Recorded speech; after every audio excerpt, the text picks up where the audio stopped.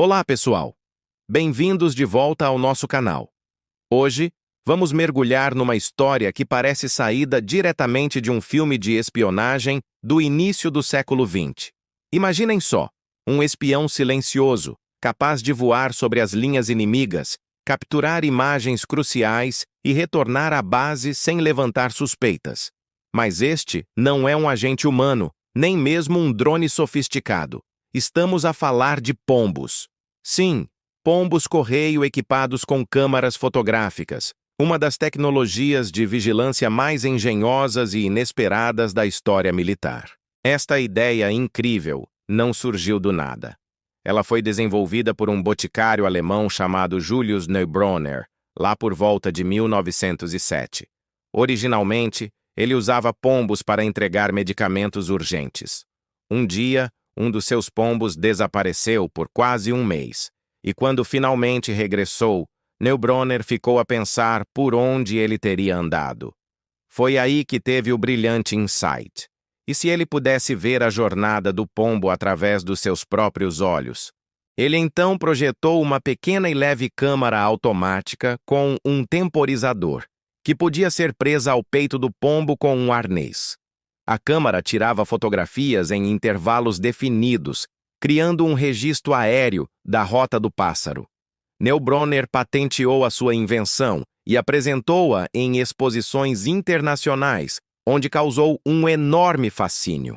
Inicialmente, muitos acharam que era apenas uma curiosidade, um brinquedo engenhoso, mas os militares europeus, sempre atentos a novas vantagens estratégicas, viram um potencial imenso. Quando a Primeira Guerra Mundial eclodiu em 1914, o campo de batalha transformou-se. A guerra de trincheiras dominava a frente ocidental, criando um impasse sangrento onde o reconhecimento do terreno inimigo era vital, mas extremamente perigoso. Aviões de reconhecimento existiam, mas eram barulhentos, vulneráveis ao fogo antiaéreo e facilmente detetáveis. Balões de observação eram alvos ainda mais fáceis. Enviar patrulhas a pé era quase uma missão suicida.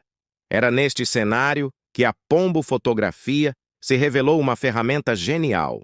O exército francês, em particular, foi um dos que mais investiu e experimentou com esta tecnologia.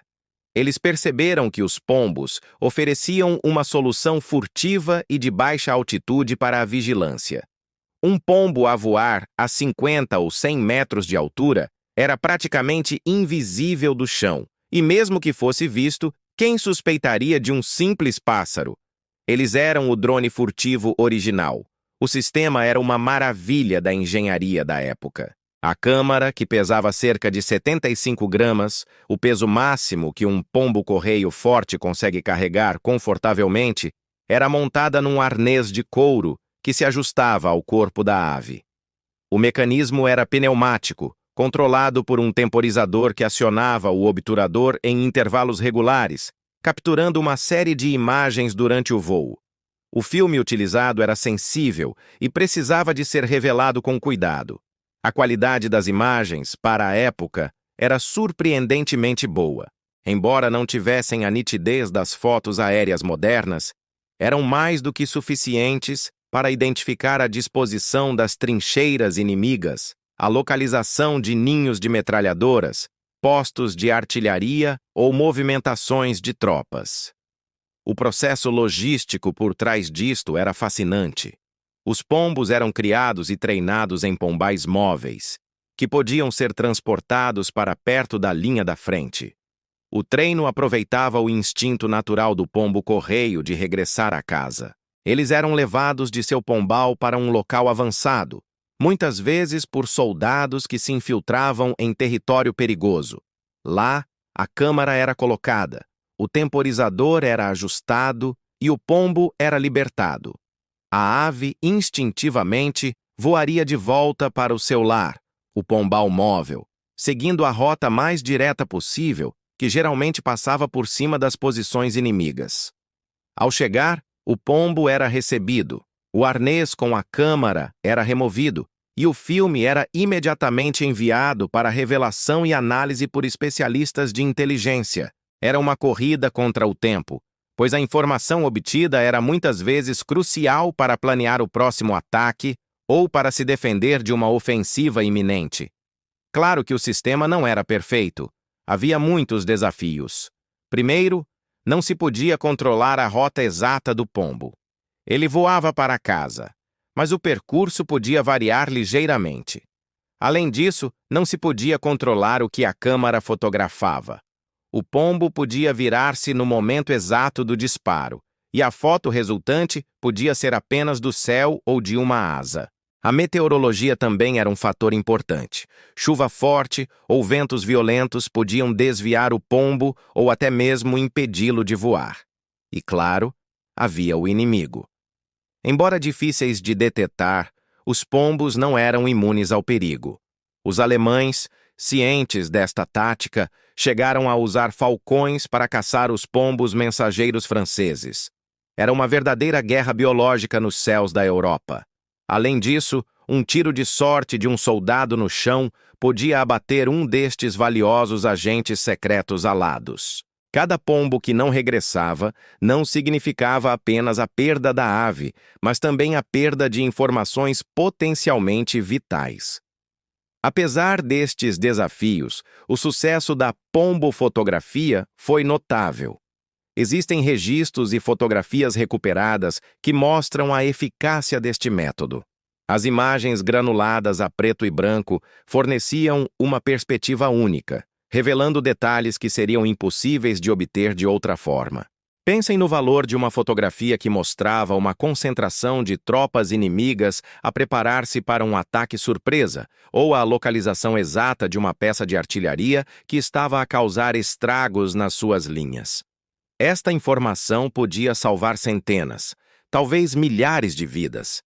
Os pombos tornaram-se heróis de guerra não reconhecidos. Alguns foram até condecorados postumamente por bravura, como o famoso pombo Cher Ami, que, embora não estivesse a carregar uma câmara, salvou um batalhão americano inteiro ao entregar uma mensagem crucial, mesmo depois de ter sido gravemente ferido. Esta tecnologia também teve aplicações civis e científicas. Após a guerra, a ideia continuou a ser explorada. Foi usada para mapeamento aéreo de pequena escala, estudos arqueológicos e até mesmo por jornalistas que tentavam obter fotos exclusivas. Contudo, com o rápido avanço da aviação e da tecnologia fotográfica nas décadas de 1920 e 1930, os pombos fotógrafos foram gradualmente sendo postos de lado. Os aviões tornaram-se mais rápidos, mais fiáveis e capazes de voar a altitudes mais seguras, carregando câmaras muito mais avançadas. A era do pombo espião estava a chegar ao fim. A CIA, nos anos 70, ainda chegou a desenvolver projetos secretos com pombos equipados com câmaras, o que mostra como a ideia permaneceu relevante por muito tempo. Mas, essencialmente, a tecnologia tornou-se uma nota de rodapé fascinante na história da espionagem e da tecnologia militar. Hoje, quando olhamos para os nossos drones de alta tecnologia, com transmissão de vídeo em 4K em tempo real, GPS e inteligência artificial, é fácil esquecer as suas origens humildes. Mas a verdade é que o conceito fundamental, um dispositivo voador não tripulado para a recolha de informações, nasceu com estes bravos pombos e a engenhosidade de pessoas como Julius Neubronner e os estrategas militares franceses. Eles provaram que, por vezes, as soluções mais eficazes não vêm da tecnologia mais complexa, mas sim de uma combinação inteligente entre a natureza e a criatividade humana. A história dos pombos fotógrafos é um lembrete incrível de como a inovação pode surgir dos lugares mais inesperados e de como, em tempos de guerra, até mesmo a mais gentil das criaturas pode ser transformada numa ferramenta poderosa. E assim termina a nossa viagem ao passado, a incrível história dos pombos espiões da Primeira Guerra Mundial. É uma daquelas histórias reais que são mais estranhas e fascinantes do que qualquer ficção. O que acharam? Já conheciam esta tecnologia? Deixem os vossos comentários aqui embaixo. Adoramos ler as vossas opiniões e o que vocês pensam sobre estes temas. Muito obrigado por assistirem até ao fim. Se gostaram deste mergulho na história, não se esqueçam de deixar um gosto, partilhar o vídeo com os vossos amigos curiosos e, o mais importante, subscrever o canal e ativar o sininho para não perderem os nossos próximos vídeos. Trazemos sempre histórias incríveis como esta para vocês. Um grande abraço e até a próxima.